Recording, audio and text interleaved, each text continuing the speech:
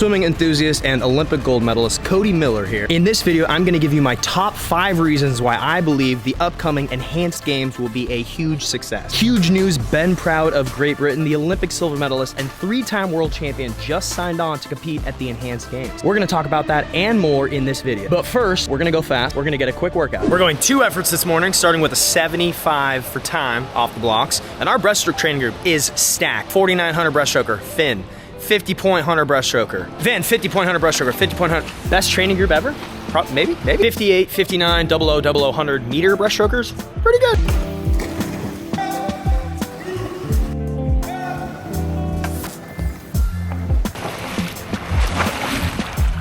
Oh God, I got under. I'll take it. I'm ready for the 50 free. We met the goal. We did it. It's cooking. Go. Yeah. Made the podium, because there's only 3 doing breaststroke right now. That's what counts. Finn's like an 18-4, 50-yard free or something. Here he goes. A little warm down, then we're gonna just rip a 50 free, just to see where we're at. I take it back, we're not allowed to warm down. No warm down. It's probably gonna make me faster. It's gonna channel my inner Lola King. My problem is she goes faster when she doesn't warm down because she's an alien. Van just went a 20.350 fly. All right. Better beat me. Oh God, 20, my best time's 19.8. Okay, all right, good luck. Here we go.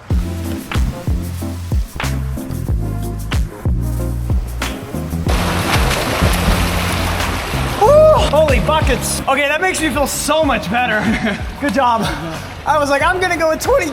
It felt bad when I looked at how far behind I was, but I feel pretty good about that. Dude, you just lose like the feel of those like really important basic fundamentals when you don't do them. In and out of the turn is something I haven't focused on in like months, and that's where he ate me alive. Wow, crazy, like training technical details matter so much. I'm still strong and fast though. That was good. That was a ton of fun. It was my first swim practice in 6 days, and it's great to have a group of guys again to push me. Speed power training this season is gonna be a blast. I'm excited for it. Ever since the Ben Proud announcement just a few days ago, I've been wanting to make a video on this, discussing this, because the more people that I've talked to, the more time that I've spent thinking about this and pondering this, I think that this is going to be a success. So here are my top 5 reasons as to why I think the Enhanced Games will be a big success. Reason number 1, I think it will be successful, is they have a proof of concept. The longest standing world record in men's swimming was the 50 freestyle, the fastest event, the shortest event, all the way back to 2009, and Kristian earlier this year swam faster than that. Give a world-class athlete compensation, a real salary, all of the resources imaginable, medically speaking, from a training standpoint, preparation, all the things. He went under 20.9 in the 50 free. The toothpaste is now out of the tube. Cody, why are you talking about this? Why are you spending so much time focusing on just one swimming event?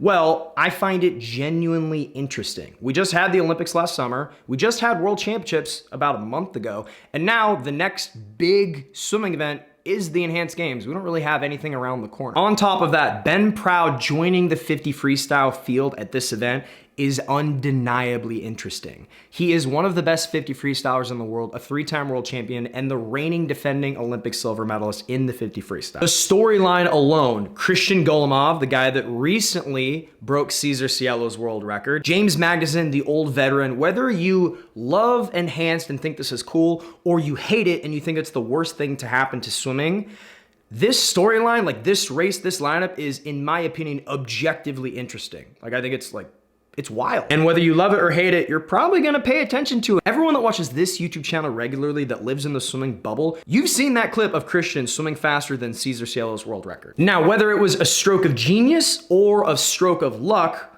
or probably a little bit of both, Enhanced was able to make their announcement to the world about when the event is taking place at this big panel, and they were able to utilize their proof of concept, Kristian going the fastest freestyle ever, as a showcase of, hey, look, like, this is what's possible. This is what we did with one time trial. This is the start. That leads me to my second reason why I think this will be successful, and that is the marketing. The marketing for Enhanced, again, in my opinion, has been good, Not great, but good. The documentary that they released on the time trial with James Magnussen and Kristians was, I thought, really good. People pay attention to Olympic sports like swimming and track and field and gymnastics once every 4 years for 2 reasons. Number one, it's embedded in our culture to root for our country because there is a historic legacy of the Olympic Games. And 2, world records. People want to see the fastest people in the world, the best people in the world. The only time swimming makes primetime news coverage outside the Olympic Games is when world records are set. It's just that simple. Enhanced set a world record in their time trial, and they will probably have more at their first event. The general public, the general audience, people that are not on this YouTube channel or live in the swimming ecosphere, they pay more attention to that stuff, to the world records, to the spectacle, to the show. Just that clip, that image, that meme of James Magnussen just yoked out of his mind wearing that bodysuit, the tens of millions of people that saw that, the purpose of this first year of marketing leading into the Enhanced Games is to make a statement, to make their name known, to announce to the world what we are. And for a new organization like this, that clip of James, regardless of how fast he swam, because he didn't even swim all that fast, like we know that, but to the rest of the world, it just created brand recognition. People have heard of it. People know. In my opinion, I thought it was really funny. Just like the number of people that I know that have no connection to the swim world or athletics or Olympics or whatever that messaged me about that, like it's real. Like the data is tens of millions of people saw that. The third reason why this will be a success is transparency and compensation. Look, the people that I interact with in the real world that have no ties to this kind of stuff, the farmers that live in my community that have watched the Olympics a few times in their life, they've asked me straight up, whatever happened with the Chinese athletes that had 23 positive tests?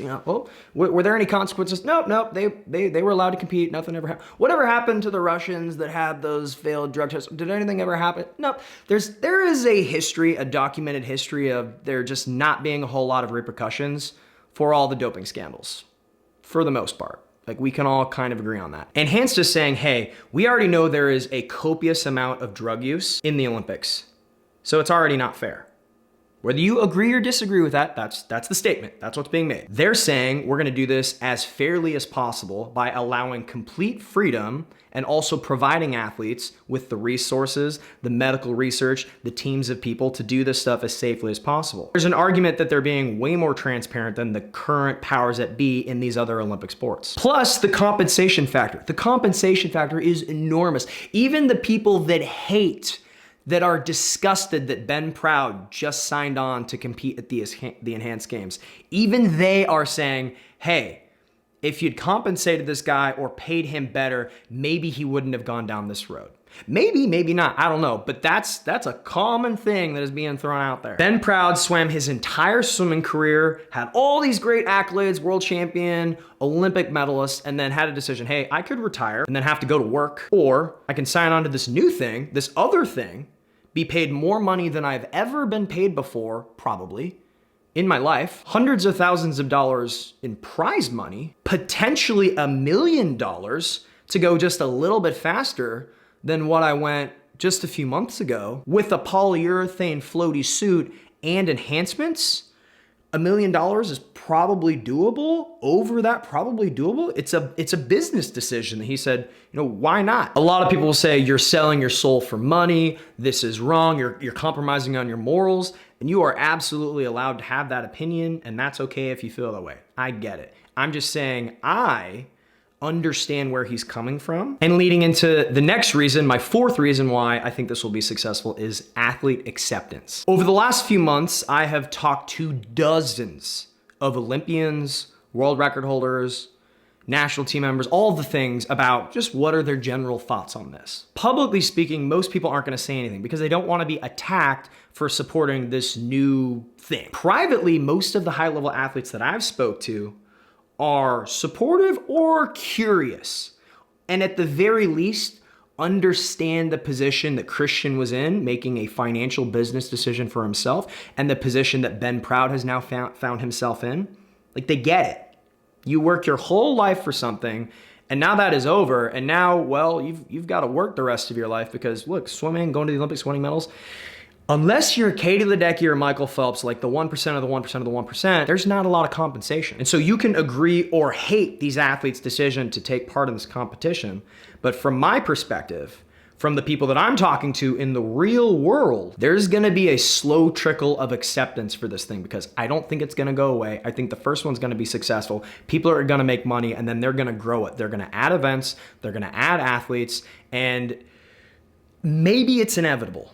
Maybe it's not. Maybe I'm wrong. Maybe I'm completely wrong. Maybe you're right. What do you think? Let me know down there below. But I think there's an increasing amount of athletes' acceptance as people learn more about what this really is, what it plans to be, all those things. Now, don't get me wrong, there are some high-level athletes that are gonna be very vocal and very outspoken. Yeah, like there's a lot of that. But my opinion, again, just an opinion, is that the general consensus, at least privately, behind closed doors is, yeah, like, I get it. The fifth reason I think this will be successful is the longevity market. The longevity market is exploding right now. People want to live longer, they want to improve their quality of life, and that comes down to a few things: lifestyle, diet, supplementation, and exercise. And these things are becoming more common around the United States and around the world. Health clinics are popping up on corner stores all over the place about how to improve people's quality of life. The supplement industry continues to grow, and my understanding is the business model behind Enhanced is to utilize this event, these high-level athletes that are taking these supplements, that are using these enhancements,